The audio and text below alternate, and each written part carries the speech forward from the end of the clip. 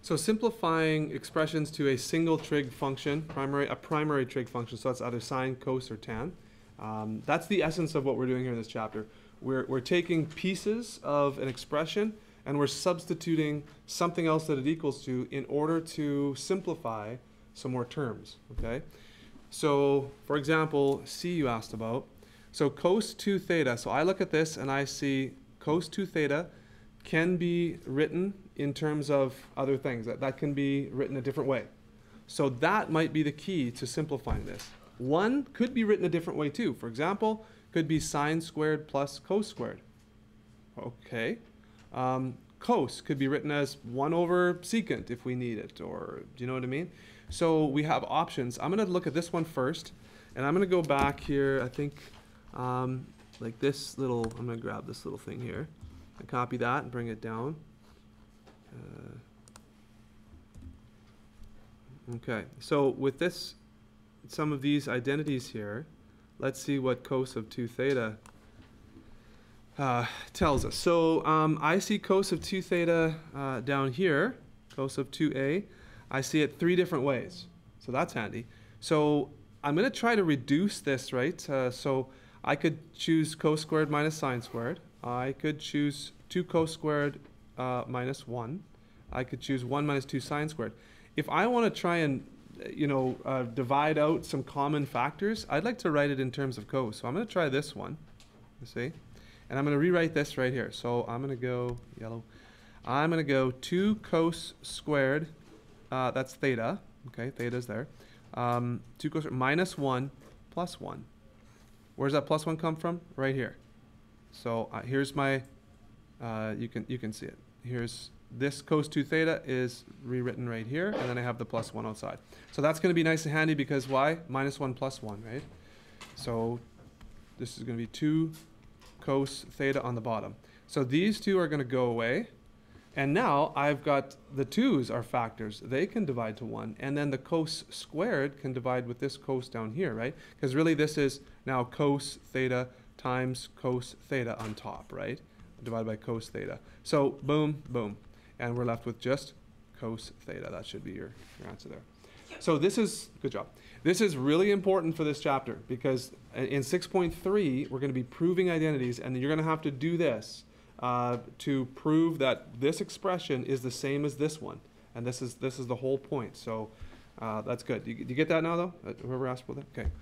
Any other questions about 5 or anything else? Anything about this one in particular? No? Just like 8. Remember 8C? All right, 8C. Let's take a look at 8C. Determine the exact value of each trigonometric expression. So we've got sine of 7 pi over 12. Okay. So when it says determine exact value, this 7 pi over 12 is it on the unit circle? No, we don't see it. So there is a way that we can get an exact expression by using either sums or differences or double angles, right? We can use these identities over here. So 7 pi over 12, can we think of a sum or a difference that adds up to or subtracts to 7 pi over 12?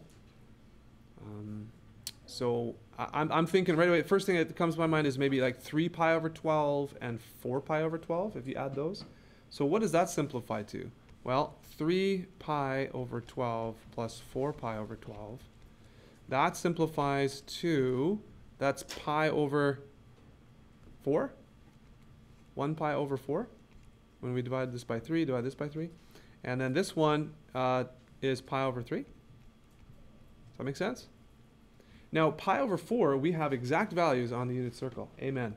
Pi over 3, we also have exact values. So guess what? I'm gonna write this as the sum of these two here. And then I'm going to use my identities. Oops, come on now. I'm going to use my identities to rewrite this. So, oh, my computer's a little slow today. Okay. So, I guess I'll just keep going from here. So I'm going to make this, okay. I'll let my computer wake up here. We'll make this a little smaller, get it out of the way. So the sine, the sum of sine, the sum identities over here. Let's bring this over a little bit. Okay. So they are, oh, sum identities. Okay, just right here. So sine of a plus b, see that? It's this one right here I'm going to focus on. So I need to go sine of the first one times cos of the second one. So this can be rewritten as sine of pi over 4 times cos of pi over 3. Okay, so sine cos plus cosine plus cos of pi over 4 times sine of pi over 3. So you can think of this as sine cos too. This as long as you switch the values there. Sine cos. That's kind of the way I used to remember it when I was your age. Sine cos plus sine cos. Just but as long as you flip the values there. Okay, so now from the unit circle, sine of pi over 4 we know is root 2 over 2, right? Cos of pi over 3 is 1/2. Let me know if I'm remembering this incorrectly. Cos of pi over 4 is root 2 over 2. And sine of pi over 3 is going to be, what, root 3 over 2? Yeah. Okay. All right, so I can simplify this. I'm not going to do any decimals because that's approximate, so I want exact. So keep everything as it is. So this is going to be root 2 over 4. This is going to be root 6 over 4. And I can't simplify these radicals any, so I'm just going to write it like this. Root 2 plus root 6 all over 4. And I believe, well, I guess I could take a root 2 out. So that's, I think that's okay. Technically, I could take a root 2 as a factor out of there, I guess. That would be 1 plus root 3 over 4.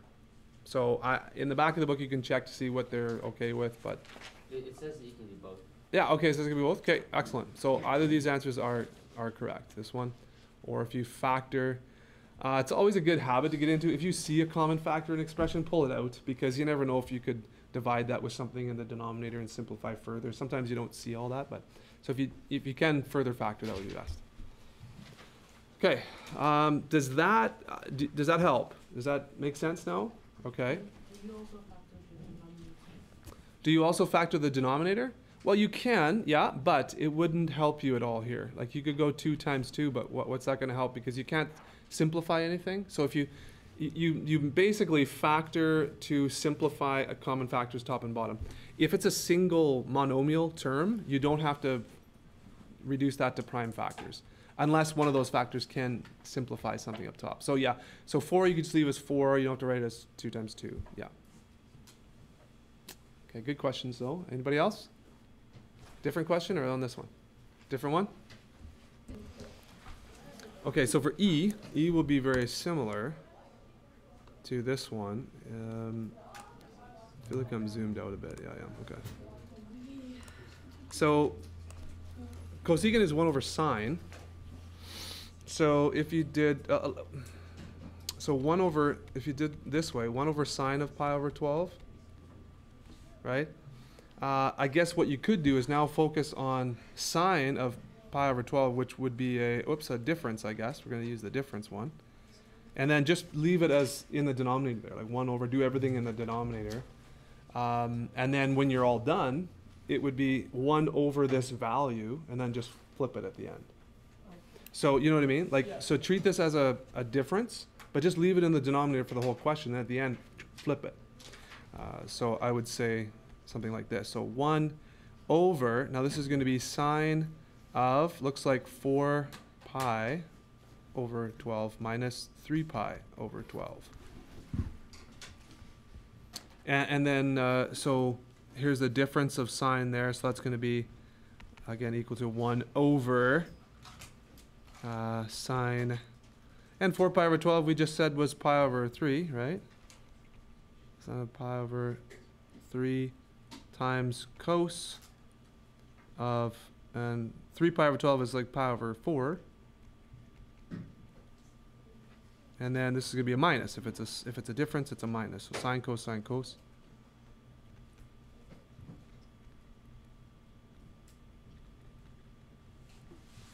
So if you follow that through, and then whatever value you get at the end, just take the reciprocal, and that's your answer. Yeah, that should be it. So I'll give you a chance to finish that and let me know if that works out. I'll look up the answer here in a second. So here's the worked out solution there. When you get these answers again, whatever you end up getting, just flip it around, and this would be the simplified version there, I guess, of it.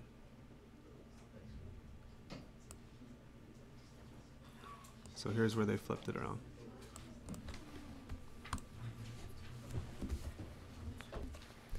All right, so 11a. 11a gives us the sine value for a theta in quadrant 2, okay?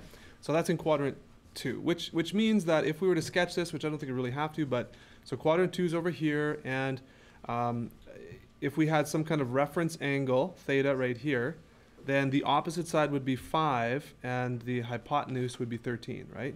So we do have some values here. We could find this one if we need to. We do have a cos, so that's handy, but the 2 theta causes a bit of problems. Like I could find cos theta pretty quick if I found Pythagoras, found this value, and then did adjacent over hypotenuse. Cos is good. Cos 2 theta, now is where we want to maybe go to your identities and say, hey, cos of 2 theta, there's lots of options here for cos of 2 theta, and actually we're given sine theta, so I notice here that cos of 2 theta can be written solely in terms of sine theta. So that's great. So what you'd want to do here is say, I understand through these identities that cos of 2 theta actually can be rewritten as 1 minus 2 sine squared of 1 theta. Whoops, of 1 theta. There we go. You see that? So we have 2 theta, and we have a 1 theta here. Like that's a 1 theta. So sine theta, I'm actually given. So I think this one's pretty easy. You just go 1 minus 2 times this value, 5 over 13 squared. So that's 1 minus, so this is going to be 25 over 169, so 50 over 169. And that's going to equal to 169 over 169 minus 50 over 169, which should be what, 119 over 169? That might be able to be reduced. I don't know. You can check that. But so let's see. Determine exact value for each of the following. I think that's what you're looking for there. Yep. Is that what the answer shows in the back there? Okay. Does that make sense? Yep. So it's all about the identities. It's all about replacing, one thing with what it is equal to in terms of something else in order to simplify. So yeah. So there's that one, 11A.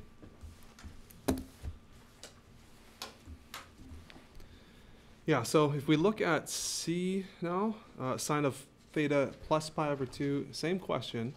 So it's in quadrant 2, which means, I mean, if you think about quadrant 2, the cast rule, right? So cosine is positive here, all is positive here, sine is positive here, that's why it's a plus sign here. So everything else is negative. So cos, actually, let's see, cos 2 theta.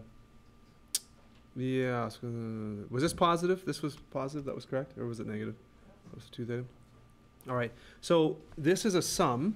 So if we look at sine of a plus b, again, we could rewrite this as sine of theta, right, times cos of pi over 2 plus cos of theta times sine of pi over 2.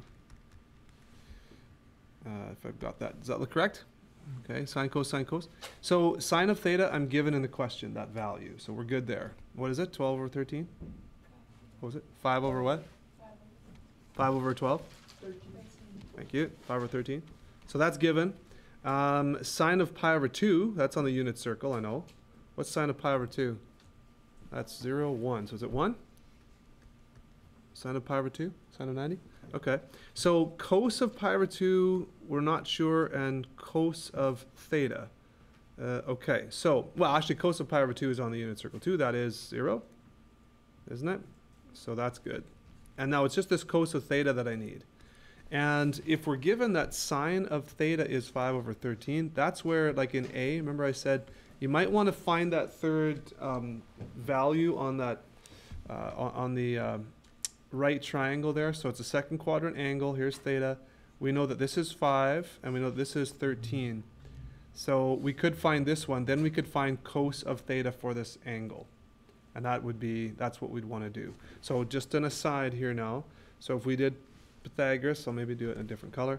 So 5 squared, oh, not a different color, plus unknown squared equals 13 squared. That's going to be unknown squared equals 169 minus 25. What's that going to be? 44? 144. So take square root of both sides, and we should get this unknown side is 12. Does that look good? Okay, so if that's the case, then this is 12 right here. That means that cos of theta is going to be adjacent side, 12 over hypotenuse. So 12 over 13. So it looks like we can fill in the value there for cos theta. So cos theta is 12 over 13.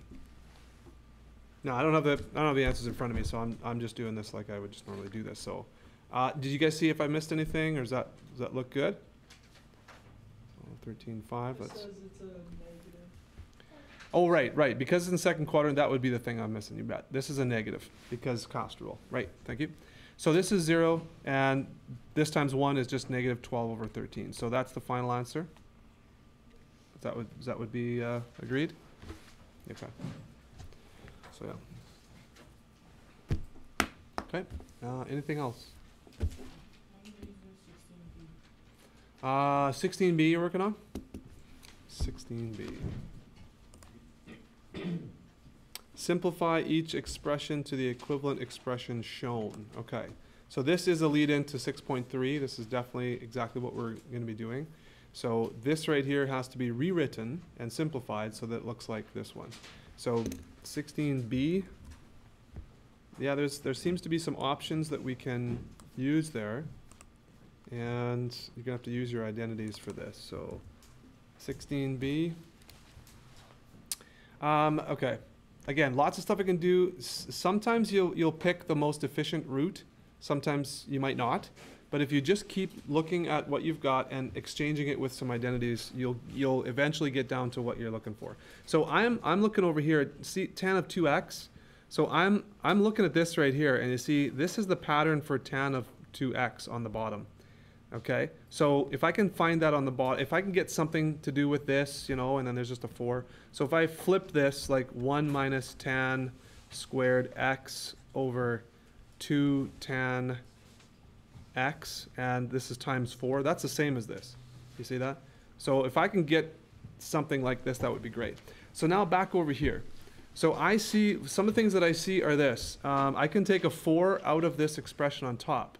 Might be a good idea. That's 1 minus 2 sine squared x. Awesome. I also see on the bottom 2 sine x cos x. That looks really familiar. Look at this, 2 sine x cos x. So that could be sine of 2a if I'm interested. I'm going to try that. Because I've got a tan of 2, oops, x. I got a tan of 2x over there. So I know that tan of 2x also equals sine of 2x over cos of 2x. So I'm kind of looking ahead a little bit. All right, now what does 1 minus 2 sine squared equal? Do you find that over there anywhere? 1 minus 2 sine squared? That's cos 2a. Nicely done. So cos of 2x, now this is what this top part gives us, a sine of 2x. So I didn't need this over here. I didn't actually need that, because look at what you have right here. This is the same as, it's equal to 4 times cos over sine is cotangent to x, right? Cos over sine. And if I write cotangent of 2x as 1 over tan 2x, then I've got exactly what I'm trying to find over here. See? Now they're the same. Okay? Now, this is the stuff that we'll be doing in 6.3. So we're going to be a lot of this stuff right here where you have to change one side so it looks like the other side. And so that's what we're building up towards. And starting tomorrow, we're going to be taking a look at 6.3, and you're going to get a big assignment. You have to do lots of these proofs. So we're going to be working on proving identities starting tomorrow, but in essence, that's really what this 16 is building you towards, okay? Any other questions?